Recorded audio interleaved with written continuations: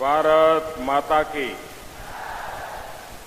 भारत माता की, भारत माता की। ई गाजीपुर राजा गाधी का नगरी है।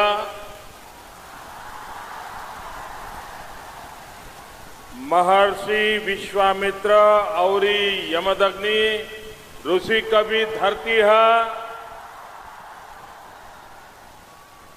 महान किसान नेता स्वामी सहजानंद सरस्वती जी यही गाजीपुर में पैदा भइलन। देश का आजादी खातिर डॉक्टर पूजन राय समेत 8 शहीद यही धरती पे कुर्बानी 18 अगस्त के दहल 1965 के युद्ध में पैटन टैंक के ध्वस्त करके पाकिस्तान का गुमान चूर करे वाला वीर अब्दुल हमीद भी यही धरती के सपूत है। यह पवित्र धरती के हम नमन करत बानी। यही धरती पर एक ही गांव से 5000 से ज्यादा जवाब देश का सेना में भी देश का रक्षा खातिर काम करेला। इस धरती के बार बार नमन।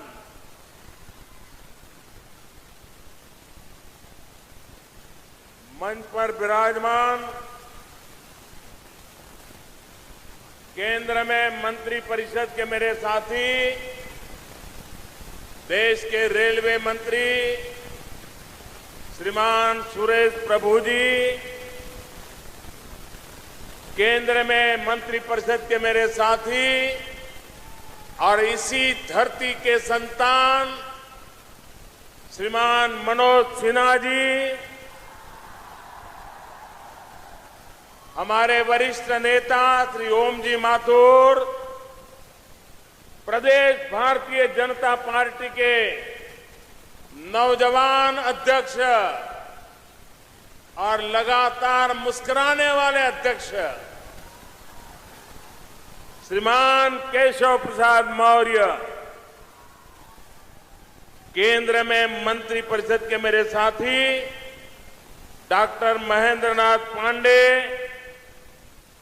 सांसद श्रीमान केपी सिंह, सांसद श्रीमान हरिनारायण राजभर, केंद्र में मंत्री परिषद में हमारे साथी श्रीमती अनुप्रिया जी पटेल, सांसद श्रीमान भरत सिंह जी, उत्तर प्रदेश विधानसभा में भाजपा विधायक दल के नेता श्रीमान सुरेश खन्ना जी, भाजपा के क्षेत्रीय अध्यक्ष श्रीमान लक्ष्मण आचार्य जी, भाजपा के राज्य महासचिव श्रीमान स्वतंत्र देव सिंह जी, भाजपा महिला मोर्चा की राज्य अध्यक्ष श्रीमती स्वाति सिंह जी, विधान परिषद सदस्य श्रीमान केदारनाथ सिंह जी,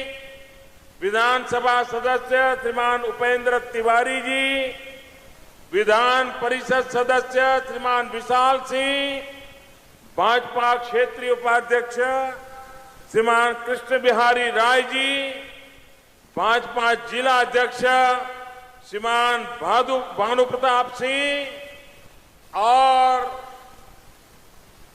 विशाल संख्या में पधारे हुए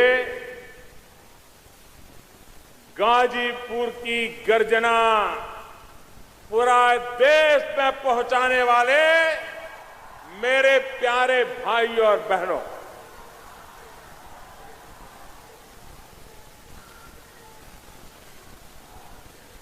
भाइयों बहनों,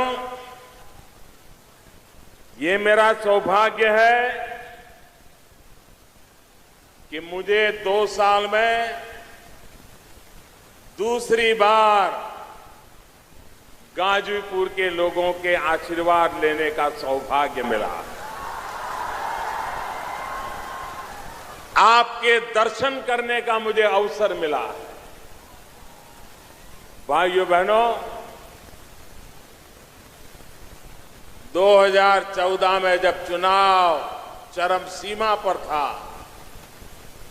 मतदान की तैयारियां चल रही थी और 9 मई को मैं गाजीपुर आया था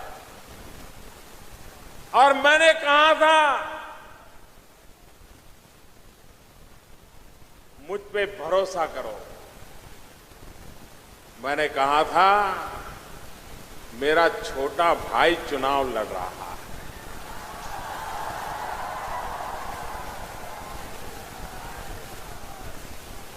भाइयों बहनों, आप लोगों ने जो प्यार दिया, आप लोगों ने मेरे शब्द पर जो भरोसा किया और आपने न सिर्फ गाजीपुर से मनोज सिन्हा दिए हैं, लेकिन पूरे हिंदुस्तान ने भावी हिंदुस्तान के निर्माण का एक बहुत बड़ी मजबूत नींव रखने का काम पिछले लोकसभा के चुनाव में किया। अगर उत्तर प्रदेश 2014 के चुनाव में पूर्ण बहुमत वाली सरकार बनाने में मदद न करता तो भाइयों बहनों, न कोई भ्रष्टाचारियों को चिंता होती, न काले धन वालों को चिंता होती।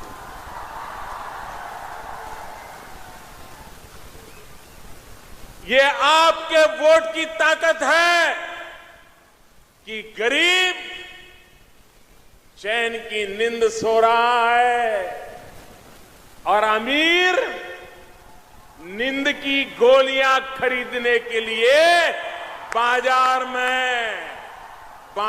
में चक्कर काट रहा है। ये आपके वोट की ताकत है। ये आपने जो समर्थन दिया उसका कारण है।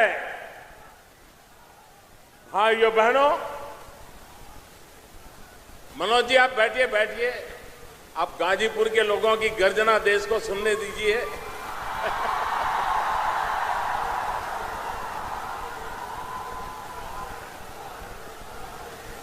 मैं आपका प्यार मेरे सर आंखों पर, मेरे प्यारे भाइयों बहनों, मेरे सर आंखों पर। और मैंने वादा किया था, आप जो मुझे प्यार दे रहे हैं, आप जो इस कड़ी धूप में तप रहे हैं, मैं विकास करके ब्याज समेत लौटाऊंगा, मैंने कहा था। गोरखपुर में फर्टिलाइजर का कारखाना कोई सोच भी नहीं सकता था कि दोबारा इस लाश में भी जान आ सकती है। हमने उसको जिंदा करने का काम कर दिया है, यहां के किसानों का भाग्य बदलने के। पूर्वांचल का व्यक्ति बीमार होता था तो उसे पता नहीं चलता था कहां जाऊं, कैसे जाऊं, इलाज कहां करवाऊं। ये पूर्वांचल को एम्स देकर के मैंने यहां के गरीबों की बीमारी की भी चिंता करने का काम ईमानदारी के साथ किया है मेरे भाइयों बहनों। 1962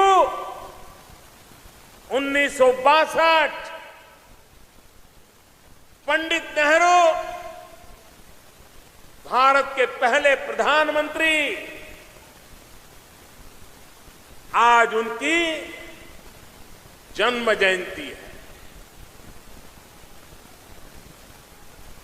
उत्तर प्रदेश से अनेक प्रधानमंत्री मिले देश को। पंडित नेहरू पहले प्रधानमंत्री थे।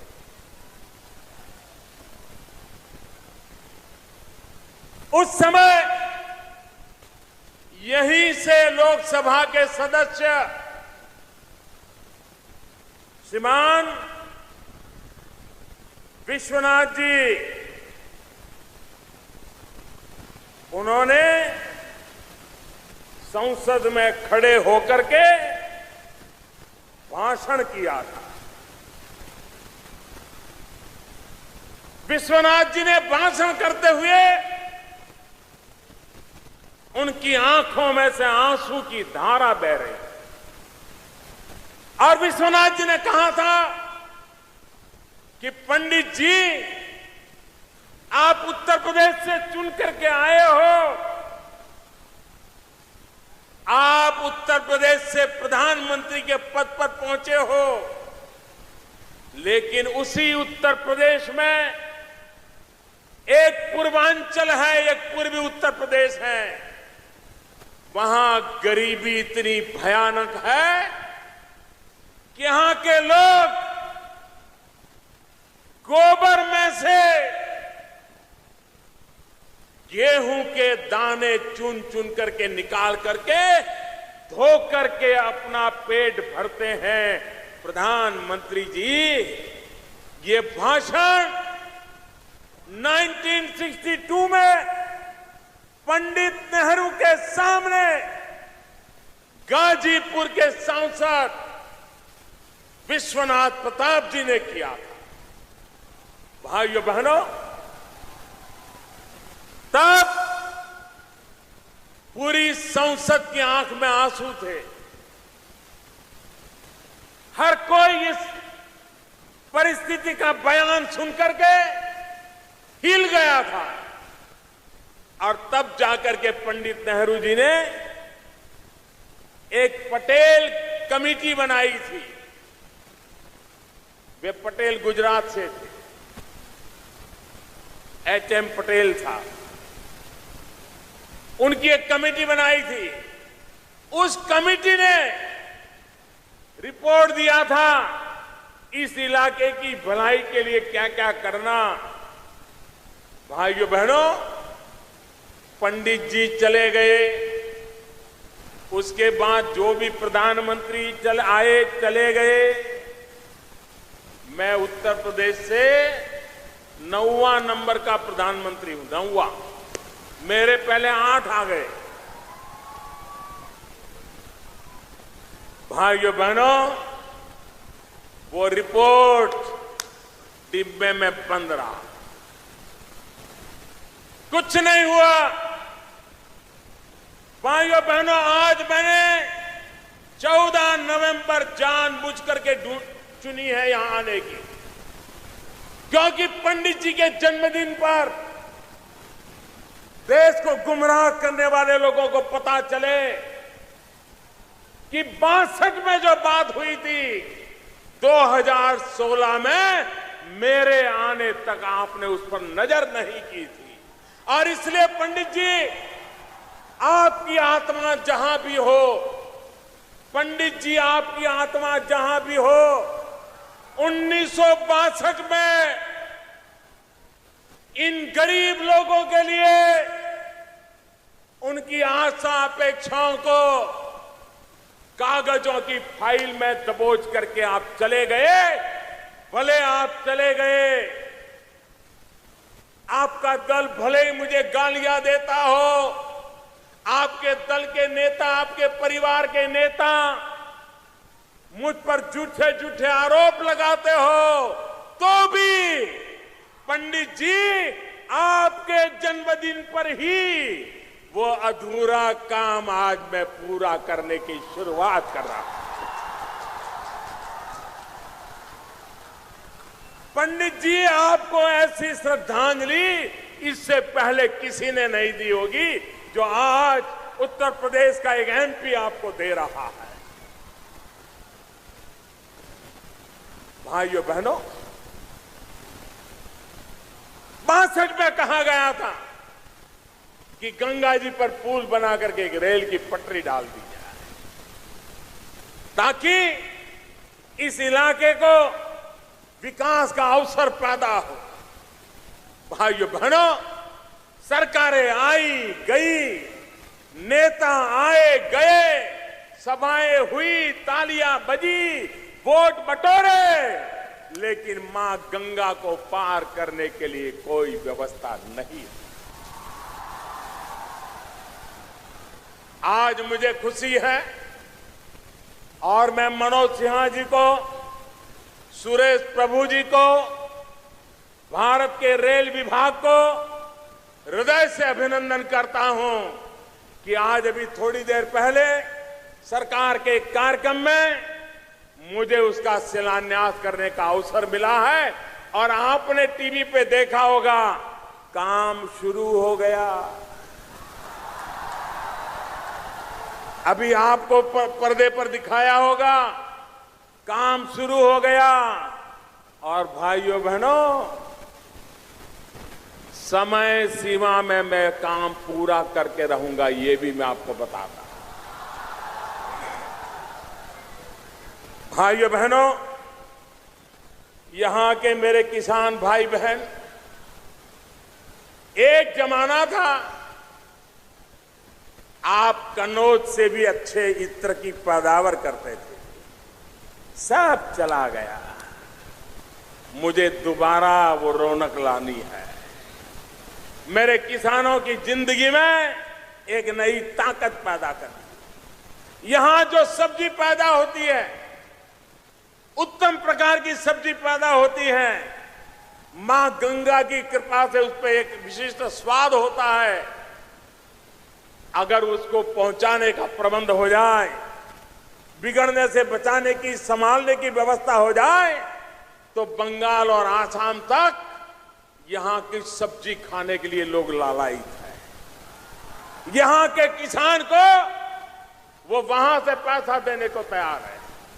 हमने एक व्यवस्था की है पेरिशेबल गुड के लिए, जहां ये आप सुरक्षित अपनी पैदावार रख सकते हैं, बिगड़ने से बचा सकते हैं और सही दाम मिलने पर आप उसको बाजार में बेच सकते हो।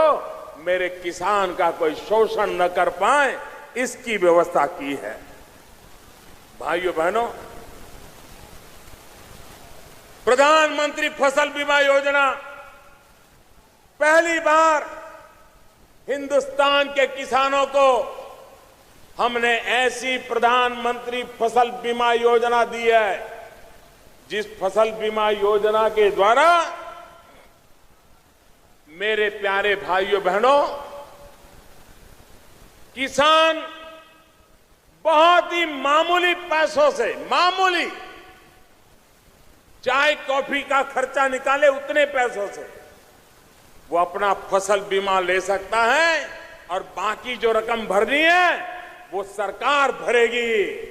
और किसान अपनी पैदावार पे, मान लीजिए कोई प्राकृतिक आपदा आ गई, फसल बोई है, तैयार होने की तैयारी है, बारिश आ गई, ओले गिर गए, तबाह हो गया, मेरे किसान भाइयों बहनों, आपको इसका पैसा मिलेगा। इसकी बीमा योजना हमने लागू की है। इतना ही नहीं, आपकी फसल तैयार हो गई, कटाई हो गई, खेत में ढेर पड़ा है, अभी ट्रैक्टर आना बाकी है, बाजार में जाना है, सब कुछ तैयार हो गया और अचानक ओले गिर गए, अचानक बारिश आ गई। कटाई होने के बाद कोई देखने को तैयार नहीं होता था। हमने ऐसी फसल बीमा योजना लागू की है कि कटाई के बाद 15 दिन तक अगर खेत में उसका ढेर पड़ा है पैदावार का और कोई नुकसान हो गया तो भी मेरे किसान को बीमा का पैसा मिलेगा। ये काम हमने, इतना ही नहीं मेरे भाइयों बहनों, कभी कभार हम तय करते हैं कि भाई मई जून में बुआई करेंगे, बारिश आएगी, नहीं आई, बुआई नहीं कर पाए। फिर 15 दिन इंतजार किया, बारिश नहीं आई, बुआई नहीं कर पाए। फिर महीना इंतजार किया, बारिश नहीं आई, बुआई नहीं हुई। अब मुझे बताइए, जून, जुलाई, अगस्त तक बुआई नहीं होगी तो वो बेचारा किसान बुआई भी नहीं कर पाएगा। फसल पैदा होने का तो सवाल ही नहीं है और फसल का बर्बाद होने का तो कारण ही नहीं है। किसान का खेत ऐसा ही सूखा पड़ा हुआ है। ऐसे समय किसान क्या करेगा? पहली बार ऐसी फसल बीमा योजना हम लाए हैं कि अगर प्राकृतिक कारण से किसान बुआई नहीं कर पाया तो भी हिसाब लगा करके उसको फसल बीमा का पैसा दिया जाएगा, ताकि मेरे किसान को कभी मुसीबत झेलनी न पड़े।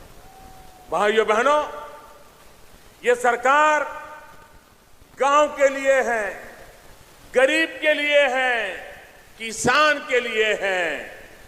मेरे प्यारे भाइयों बहनों, हिंदुस्तान में धन की कोई कमी नहीं है, लेकिन धन कहां पड़ा है वो समस्या है। जहां होना चाहिए वहां नहीं है, जहां नहीं होना चाहिए वहां ढेर लगे हैं। मुझे बताओ भाइयों बहनों, 2014 में 9 मई को मैं यहां आया था। मैंने आपको वादा किया था कि जो भ्रष्टाचार चल रहा है, मैं इस भ्रष्टाचार के खिलाफ लड़ाई लड़ूंगा। मैंने कहा था कि नहीं कहा था? आपने मेरी बात को सुना था कि नहीं सुना था? आपने मुझे भ्रष्टाचार के खिलाफ लड़ाई लड़ने के लिए प्रधानमंत्री बनाया कि नहीं बनाया? मुझे बताइए, आपने जो मुझे कहा वो मुझे करना चाहिए कि नहीं करना चाहिए? करना चाहिए कि नहीं करना चाहिए? अगर मैं 500 रुपये की नोट बंद करता हूं, मैं 1000 की नोट बंद करता हूं, तो आपने जो काम कहा है वही कर रहा हूं कि नहीं कर रहा हूं? आप मुझे बताइए भाइयों बहनों, सबके सब लोग हाथ ऊपर करके, ताली बजा करके देश को बताइए, ये भ्रष्टाचार खत्म होना चाहिए। ये 500,000 रुपये लूटने वालों का रुपया कागज बन जाना चाहिए। इसके लिए जो कष्ट होगा आप झेलेंगे, मुसीबत झेलेंगे, तकलीफ सहन करेंगे। मेरे प्यारे भाइयों बहनों, जब गांव का व्यक्ति भी देश की ईमानदारी के लिए इतना कष्ट झेलने के लिए तैयार है, मुझे विश्वास है हिंदुस्तान में अब बेईमानों के लिए कोई चारा नहीं बचा। भाइयों बहनों, मैं ये जानता हूं, मेरे प्यारे भाइयों बहनों, मैं जानता हूं आपको तकलीफ हो रही है। ऐसा नहीं है कि आपको तकलीफ नहीं हो रही है। आप मुझे बताइए, घर में शादी हो, बारात आने वाली हो, धूमधाम से शादी करनी हो, बच्चा भी शहर में थोड़ा कमाने लगा हो, तो अपना भी मन करता है कि घर की दीवारों पे जरा अच्छा कलर वलर लगवाएं। लगवाते हैं कि नहीं लगवाते हैं? अगर कलर लगवाते हैं, अच्छा करने के लिए लगवाते हैं ना, लेकिन उस कलर की गंध हफ्ते 10 दिन तक रहती है कि नहीं रहती है? वो कलर की गंध के कारण रात को नींद खराब होती है कि नहीं होती है? लेकिन चूंकि बारात आने वाली है, इसलिए हम दीवार में से गंध आने के बावजूद भी अच्छे कलर करवाते हैं कि नहीं करवाते हैं? तकलीफ होती है कि नहीं होती है?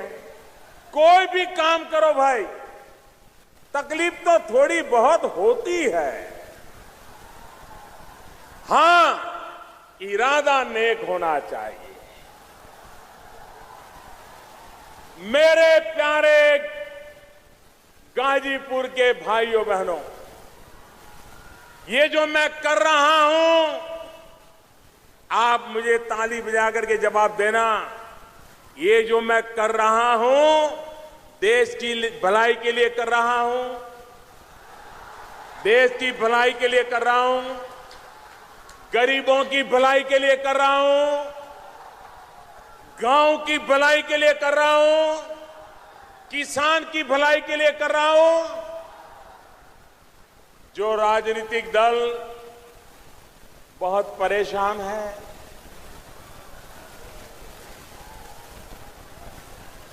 उनको चिंता सता रही है, अब करे क्या? वो नोटों की मालाएं, ऐसी ऐसी मालाएं लगती थी, मुंडी भी दिखती नहीं थी।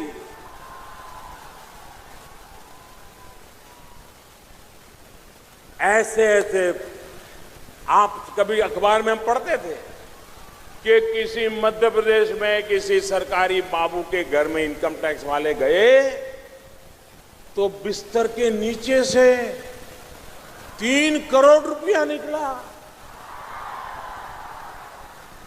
ये किसका पैसा है भाई? ये गरीबों का है कि नहीं है? अब मुझे बताइए भाई, मैं एक एक घर में खोजने के लिए जाऊंगा तो मुझे कितने साल लगेंगे? कितने साल लगेंगे बताइए? और एक घर में देखूंगा तो वो उठा करके तीसरे घर में छुपा देगा, तीसरे में करूंगा तो पहले में छुपा देगा। करेगा कि नहीं करेगा? ये बेईमान लोग रास्ता खोज लेंगे कि नहीं खोज लेंगे? तो मेरे पास एक ही उपाय था, एक साथ 1000 और 500 दोनों को कागज की गिद्दी में डाल दो।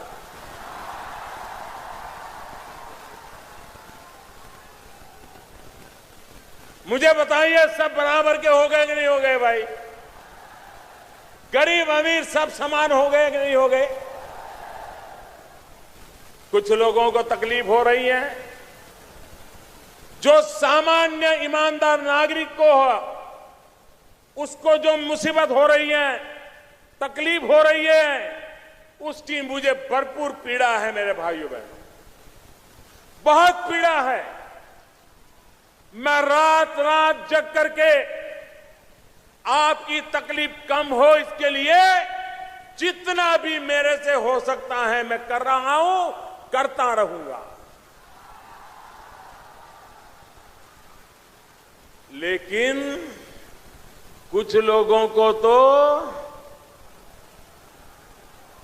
जरा ज्यादा तकलीफ हो रही है। ये वो लोग नहीं है, ये कुछ ही लोग हैं, खुद बोलते नहीं हैं, खुद तो मुस्कुराते हैं। मोदी जी ने अच्छा किया,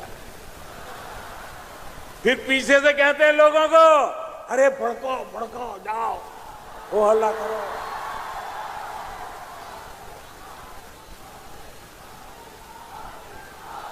मैं आज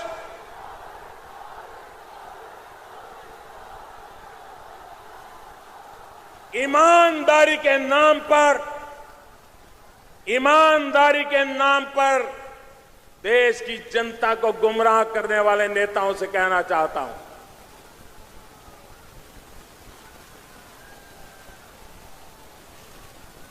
आप में हिम्मत हो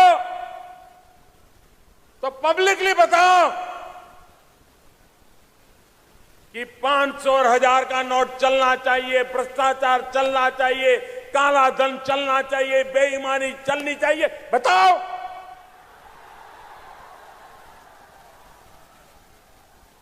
लोगों के नाम पर गुमराह करने की बातें मत करो। और मैं कांग्रेस वालों से जरा विशेष पूछना चाहता हूं, वो कहते हैं जनता को तकलीफ हो रही है। आप तो बयान दे रहे हैं, मैं तो जनता की तकलीफ को अनुभव करता हूं, खुद पीड़ा अनुभव करता हूं, और मैं उसको दूर करने के लिए भगवान ने जितनी मुझे बुद्धि दी है, शक्ति दी है, एड़ी चोटी का जोर लगा रहा हूं गरीब की मदद करने के लिए। लेकिन जनता की चिंता करने वाली कांग्रेस, ये मुझे बताएं, आपने तो 19 महीने आपातकाल लगा करके, इमरजेंसी ला करके इस देश को जेल खाना बना दिया था। हिंदुस्तान के देश के लिए मरने जीने वाले लाखों लोगों को 19 महीने तक आपने जेल के सलाखों के पीछे बंद कर दिया था। आप कांग्रेस वालों ने हिंदुस्तान में, उस जमाने में आपकी पुलिस लोगों के घर जाती थी, तुम्हारा वारंट निकलने वाला है, और वो बेचारा हाथ पैर जोड़ता था और वो कहता था 1 लाख रुपया दो, वारंट नहीं निकलेगा। इस देश के करोड़ों लोगों से जेल में बंद कर देंगे इस नाम से करोड़ों रुपये ऐंठ लिए थे आपके नेताओं ने, कार्यकर्ताओं ने। आपने हिंदुस्तान के अखबारों पर ताले लगा दिए थे। आपने हिम्मत करने वाले अखबारों को जेल के सलाखे के पीछे एडिटरों को डाल दिया था। आपने पूरे हिंदुस्तान को जेल खाना बना दिया था। अरे कोई बोले भी तो भी उसको जेल के दरवाजे दिखाई दिए देते। और किस काम के लिए? क्या ये सारा काम आपने भ्रष्टाचार को खत्म करने के लिए किया था?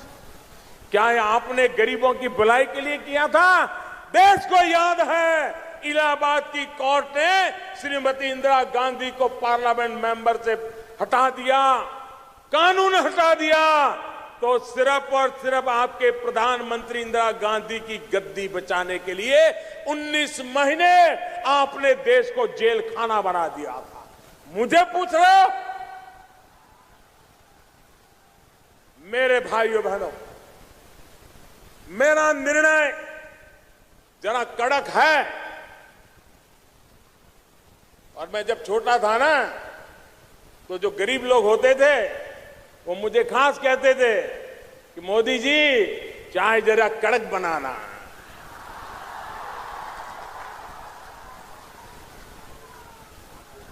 गरीब को जरा कड़क चाय ज्यादा अच्छी लगती है। अब मुझे वो बचपन से आदत है, तो जरा निर्णय मैंने कड़क लिया। अब गरीब को तो कड़क चाय भाती है, लेकिन अमीर का मुंह बिगड़ जाता है।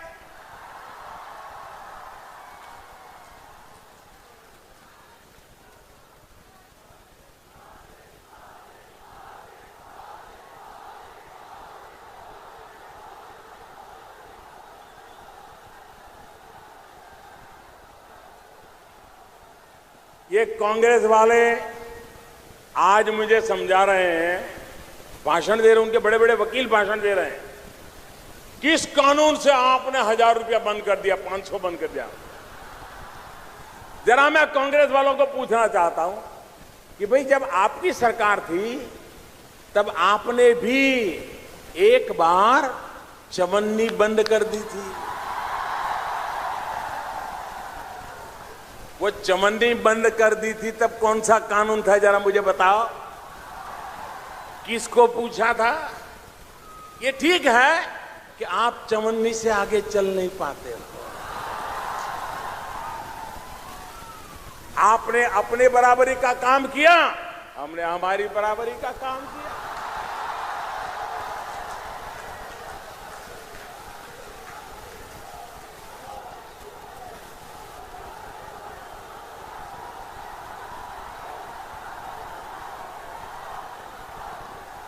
आप मुझे बताइए भाइयों बहनों, ये आतंकवाद, ये नक्सलवाद, ये दिन रात बंदूकें, बम, निर्दोष लोगों को मौत के घाट उतार दिया जाए, हमारे शहीद हो, हमारे नौजवान, जिंदगी के सारे सपने तो अभी बाकी हो, मां भारती के लिए बलि चढ़ जाए। ये आतंकवाद को पैसा कौन देता है? ये नक्सलवाद के पास रुपये कहां से आते हैं? ये उग्रवाद के पास पैसे कहां से आते हैं? भाइयों बहनों, सीमा पार से हमारे दुश्मन वहां पर नकली नोटे छाप छाप करके हमारे देश में घुसेड़ रहे हैं। मुझे बताइए, क्या ये दुश्मनों की चाल चलने देनी चाहिए? ये दुश्मनों की चाल खत्म होनी चाहिए कि नहीं होनी चाहिए? मैं उन नेताओं से सवाल पूछना चाहता हूं, आतंकवाद के खिलाफ लड़ाई लड़ने के लिए, नक्सलवाद के खिलाफ लड़ाई लड़ने के लिए, उग्रवाद के खिलाफ लड़ने के लिए ये जाली नोटों का खात्मा होना चाहिए कि नहीं होना चाहिए? ये जाली नोटें समाप्त होनी चाहिए कि नहीं होनी चाहिए? मुझे बताइए, 500 और 1000 की नोट पर अगर मैं हमला न बोलता तो ये जाली नोटें कभी खत्म हो सकती थी क्या? सामान्य मानवी को पता चलेगा कि कौन सी सही कौन सी नकली? इसी से वो कारोबार चलाते थे। और भाइयों बहनों, जब से 500 और 1000 नोटों पर हमला बोल दिया है, ये परेशान है, पेमेंट नहीं कर पा रहे, पेमेंट। भाइयों बहनों, कुछ अफवाहें फैलाई जा रही है, गृहिणी को भड़काया जाता है कि देखो, तुमने तो बेटी की शादी के लिए घर में से 2 रुपया, 5 रुपया, 25 रुपया बचा बचा बचा करके बेटी 20 साल की हुई, तुमने पैसा जमा किया, अब ये मोदी सारे पैसे ले गया। मेरी माताएं बहनें, जब तक तुम्हारा ये भाई जिंदा है,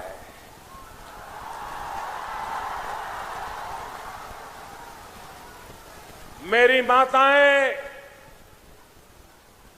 जब तक तुम्हारा ये लाडला जिंदा है,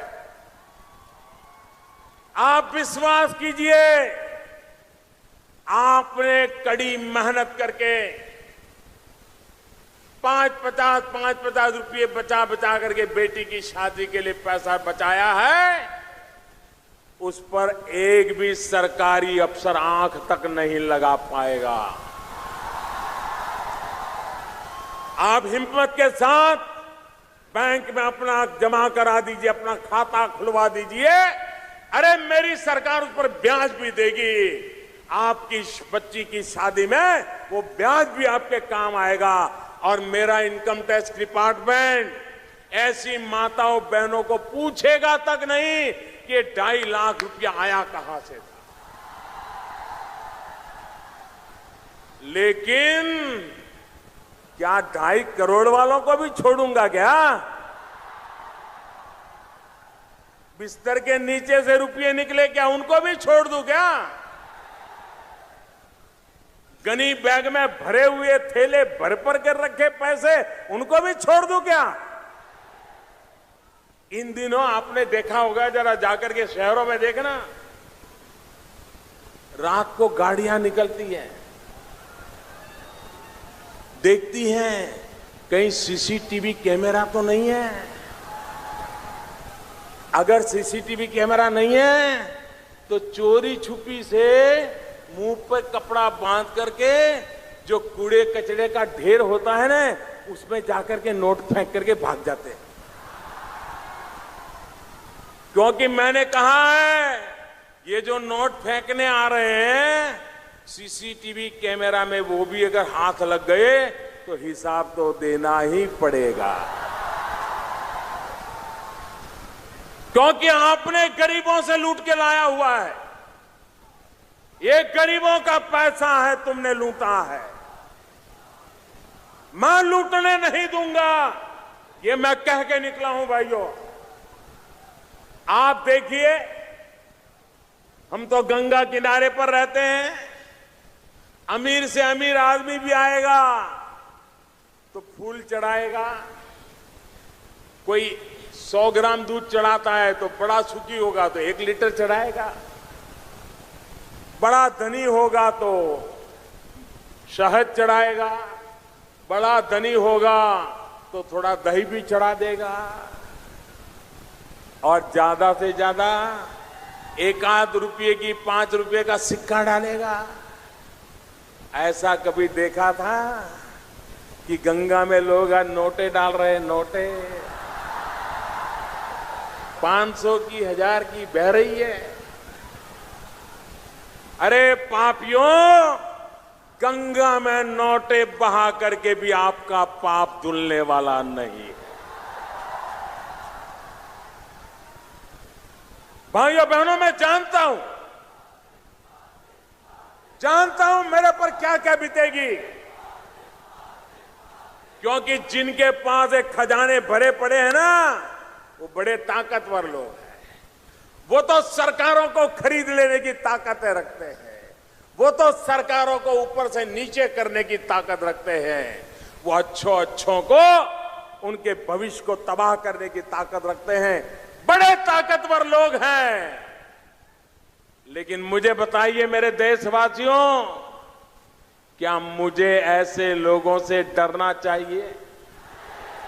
पूरी ताकत से बताइए, डरना चाहिए, घबराना चाहिए, भाग जाना चाहिए, ईमानदारी का रास्ता छोड़ देना चाहिए?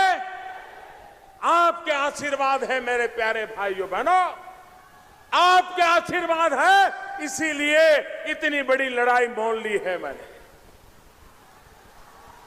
लेकिन मेरे प्यारे भाइयों बहनों, हमारे देश का स्वभाव है, आज देखा आपने जिस ट्रेन का नाम रखा है, जो ट्रेन यहां से कलकत्ते जाने वाली ट्रेन, उसका नाम क्या रखा है? क्या नाम रखा है? आपको पता है ना? इससे बड़ा इतिहास को याद करने का कोई सोच नहीं सकता। एक ट्रेन के नाम पर हमारी पुरानी विरासत हमको याद आ जाएगी, हमारी ताकत का परिचय हो जाएगा भाइयों। शब्दवेदी, ट्रेन का नाम शब्दवेदी, ट्रेन का नाम महामना, वरना पहले तो सब कुछ एक परिवार में ही था। देश के लिए मरने मिटने वालों को कोई याद नहीं करता था भाई। ये शब्दवेदी भाइयों बहनों आपके लिए एक नए विकास के युग का अवसर लेकर के आया है। भाइयों बहनों,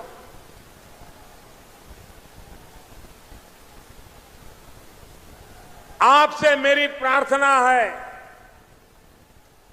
और इस गाजीपुर की जनता के माध्यम से देश के लोगों को भी मेरी प्रार्थना है। ये इतना बड़ा काम है नोटें बदलने का, इतना बड़ा काम है कि बेईमान लोग इसका फायदा ना उठा जाए, इतना बड़ा काम है कि सही लोगों को सही हक मिले। तो मेरे प्यारे भाइयों बहनों, उसमें थोड़ा समय भी लग सकता है, उसमें थोड़ी तकलीफ भी हो सकती है, और इसलिए मेरे प्यारे भाइयों बहनों, मेरा आपसे आग्रह है कि आप स्वयं सक्रिय होकर के गांव-गांव लोगों को धैर्य दे, विश्वास दे। और मैंने कल भी कहा था, 8 तारीख रात को 8 बजे भी कहा था, मैंने सिर्फ 50 दिन मांगे हैं। 30 दिसंबर तक ये सारी प्रक्रिया पूरी करने के लिए 18-18, 20-20 घंटे हमारे बैंक के लोग काम कर रहे हैं भाई। छुट्टियां खत्म करके काम कर रहे हैं।